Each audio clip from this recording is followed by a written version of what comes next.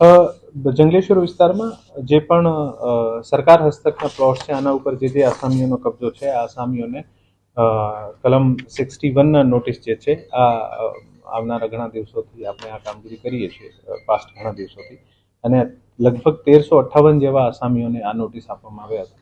પ્રથમ નોટિસ આપવામાં આવી હતી. આ પૈકી લગભગ 390 આસામીઓએ પોતાનું જવાબ જે છે પોતાનું પોઝેશન ઓક્યુપેશનના દાવા જે છે આ મામલતદાર સમક્ષ કર્યા છે. રિમેનિંગ જે 968 આસામીઓ જે પોતાનો કોઈ પણ જવાબ રજૂ નહીં કર્યો અને એક સેકન્ડ તકના ભાગરૂપે નોટિસ ઇસ્યુ કરવામાં આવી છે. આ પૈકી પણ 578 આસામીઓએ પોતાનો જવાબ રજૂ કર્યો છે.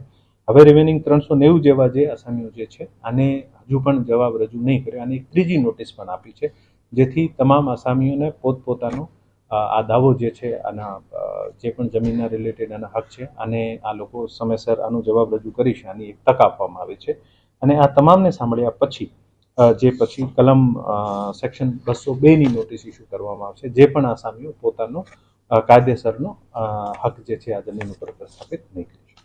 સર, જિલ્લામાં કેટલા એક વર્ષ કરવામાં આવ્યા છે નોટિસ આપવામાં